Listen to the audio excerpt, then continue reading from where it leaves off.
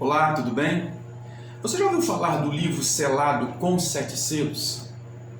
A maioria dos eventos narrados no livro do Apocalipse, eles foram revelados através deste livro, o livro selado com 7 selos. E esse livro ele foi escrito pelo próprio Pai no céu. E ele revela os últimos acontecimentos que antecedem a segunda vinda do seu Filho Jesus.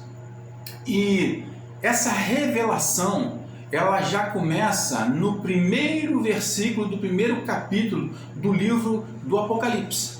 E essa passagem ela diz o seguinte: revelação de Jesus Cristo que Deus lhe deu para mostrar aos seus servos as coisas que em breve devem acontecer e que ele, enviando por intermédio do seu anjo, notificou ao seu servo João. A revelação que Deus deu ao seu filho, como diz aqui a passagem, é justamente através do livro selado com 7 selos. E a partir daí há um compartilhamento dessa visão. Então, o pai, ele passa o livro selado com 7 selos para o filho, que por sua vez, através do anjo, entrega para João, e João ele escreve as igrejas, 7 igrejas da Ásia que existiam naquela época, até essa revelação ela chegar, né, aos nossos dias.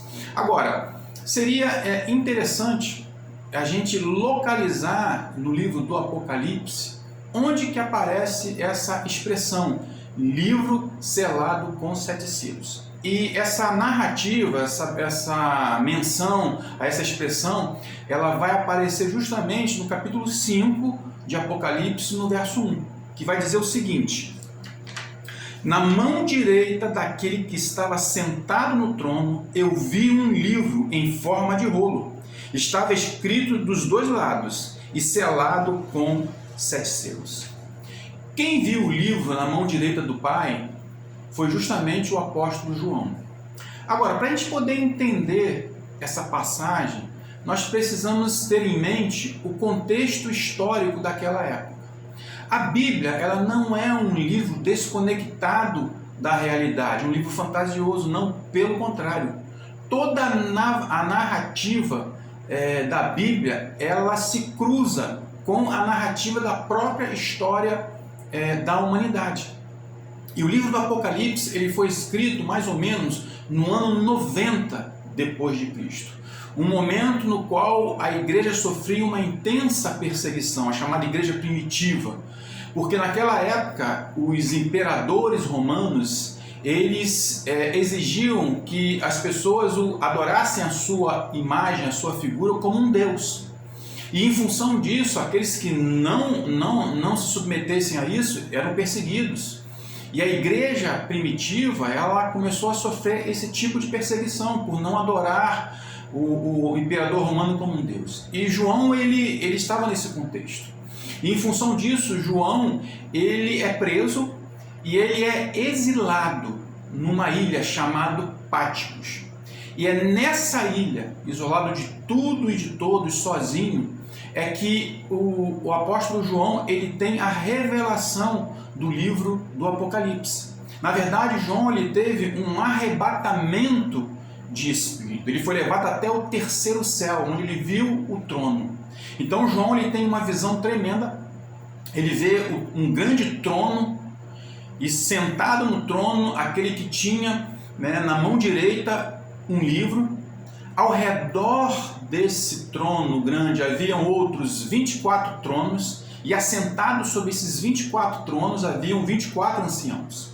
João viu ainda 4 seres viventes, seres angelicais, que não tinham descanso nem de dia e nem de noite, e proclamavam: Santo, Santo, Santo é o Senhor Deus Todo-Poderoso. Então, diante dessa visão gloriosa que João teve, ele realmente se encontra no 3º céu, bem próximo do trono do Pai. Agora, essa visão, ela continua. E aí, João vai ter no versículo de número 2, uma outra visão também tremenda. Diz assim a partir do verso de número 2: Vi também um anjo forte que proclamava em grande voz: quem é digno de abrir o livro e de lhe desatar os selos? Ora, nem no céu, nem sobre a terra, nem debaixo da terra, ninguém podia abrir o livro, nem mesmo o olhar para ele. E eu chorava muito, porque ninguém foi achado digno de abrir o livro, nem mesmo de olhar para ele. João aqui ele tem uma visão tremenda. Ele vê um anjo forte, e esse anjo ele proclama em alta voz e faz uma pergunta: quem é digno de abrir o livro selado com 7 selos? E o texto fala que nem no céu, nem sobre a terra, nem debaixo da terra havia alguém digno de abrir o livro, nem de olhar para o livro. E o texto diz que João ele chorava muito. E talvez esse choro de João esteja relacionado com aquilo que Jesus falou, as suas últimas palavras antes de ser levado aos céus, em Mateus 28. Porque em Mateus 28, depois de Jesus cumprir toda a sua obra na cruz, antes de ser levado aos céus, ele diz assim: toda autoridade me é dada no céu e na terra. E talvez naquele contexto, João ele estava diante do trono do Pai. E João deve ter tido um conflito. Ele pensou: mas onde está o meu Senhor Jesus? Aquele que a autoridade foi dada no céu e na terra. Como ele não é digno de abrir o livro selado com 7 selos? E o texto diz que ele chorava e chorava muito.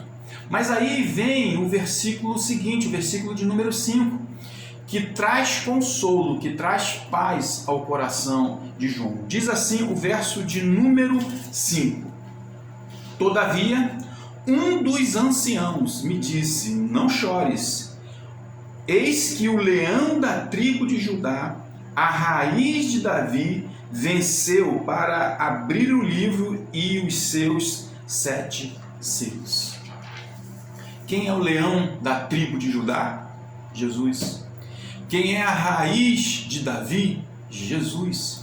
Jesus é o único digno de abrir o livro selado com 7 selos por um único motivo: ele venceu a morte. Jesus ele fez uma obra completa na cruz.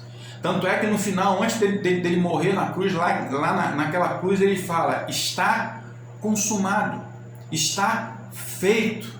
Tudo aquilo que Deus estabeleceu para ele fazer aqui na terra, ele o fez. Jesus ele foi provado e aprovado pelo Pai. É por isso que ele é o único digno de abrir o livro selado com 7 selos. Paulo, em 1 Coríntios, no capítulo 15, ele celebra, a vitória de Cristo na cruz sobre a morte. E ele diz assim: olha, ó morte, onde está a sua vitória? Onde está o seu aguilhão? Tragada foi a morte pela vitória. Jesus, ele venceu a morte. E hoje ele está sentado à direita do Pai, intercedendo por nós. E aí, depois dessa narrativa, vem o versículo 7. E o versículo 7 ele vai falar justamente do momento que o Senhor Jesus ele vai pegar esse livro, porque ele é o único digno de pegar esse livro. Diz assim, a partir do verso número 7.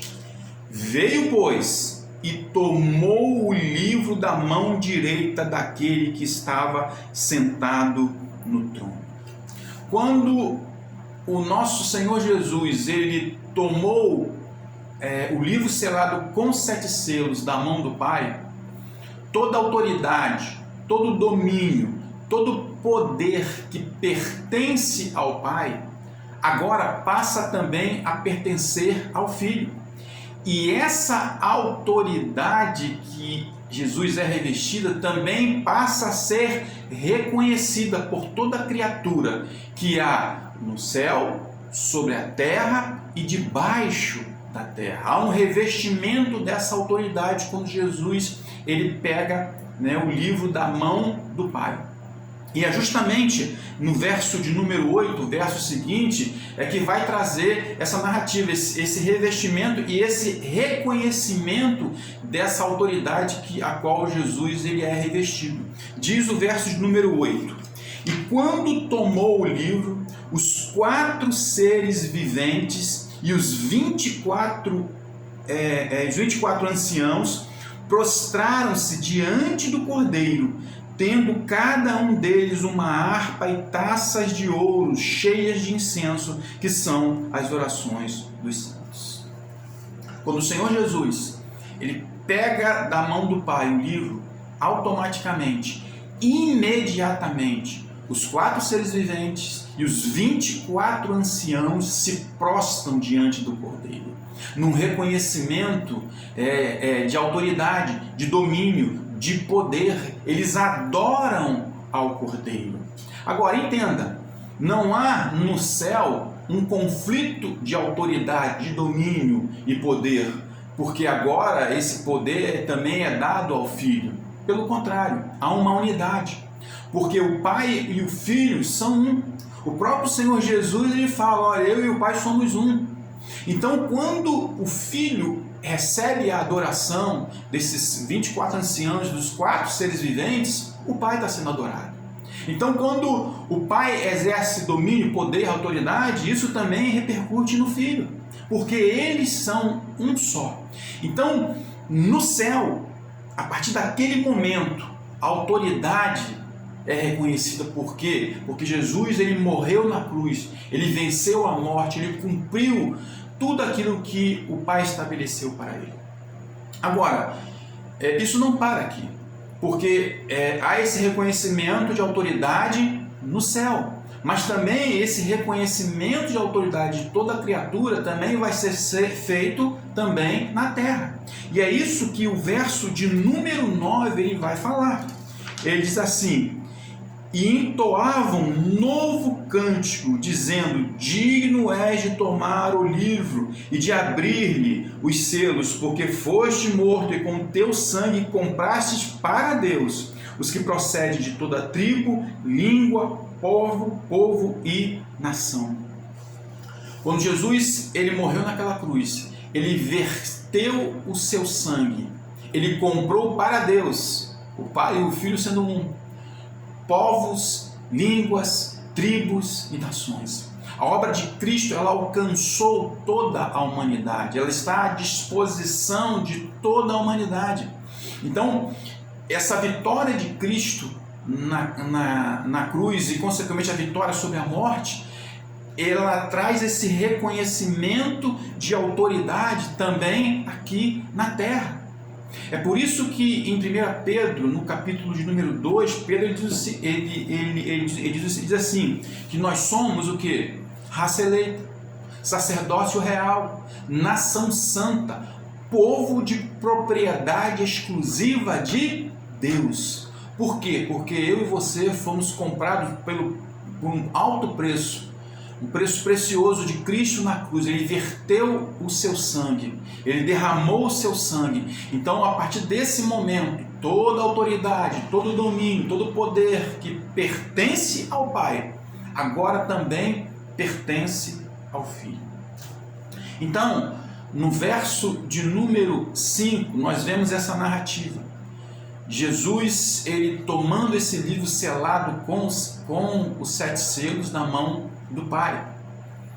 E aí, a partir do verso do capítulo de número 6, o Cordeiro de Deus, ele passa a abrir esse livro. E nós falamos no início, né, que esse livro ele contém toda a revelação dos acontecimentos que antecedem a segunda vinda do nosso Senhor Jesus. Então, a partir do capítulo 6, toda a narrativa, ela é uma narrativa para o futuro. É os acontecimentos que antecedem a sua segunda vinda.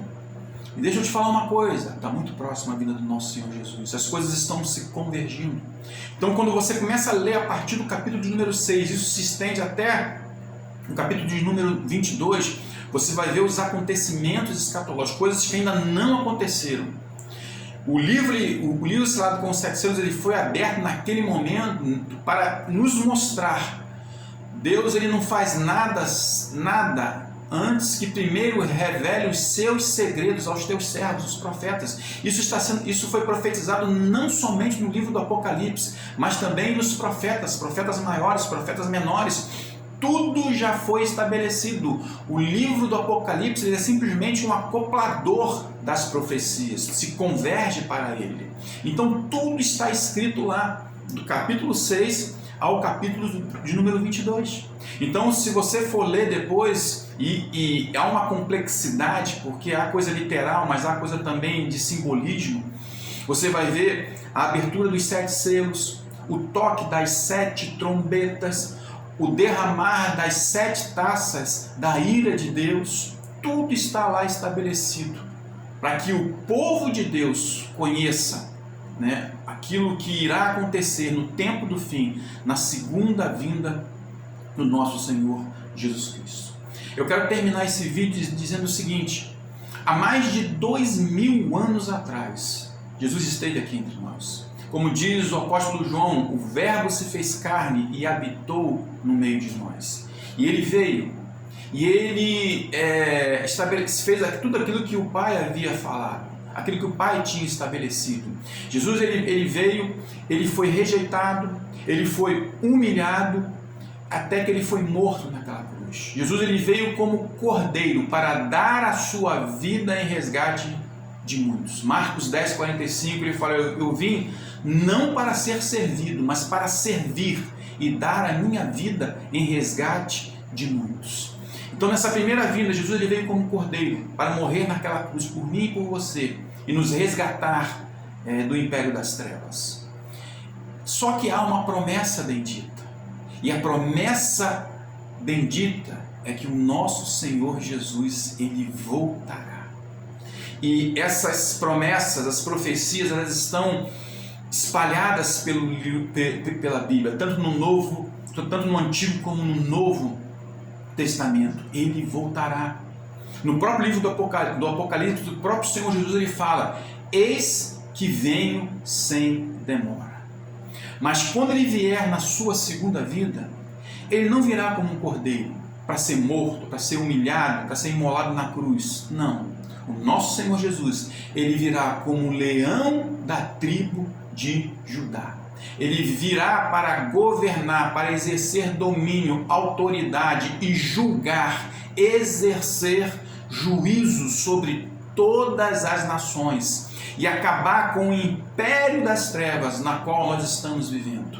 O mundo jaz no maligno. O próprio Senhor Jesus, antes mesmo de morrer naquela cruz, ele falou para os seus discípulos: olha, eu não posso falar mais muito convosco, porque vem aí o príncipe deste mundo e ele nada tem de mim.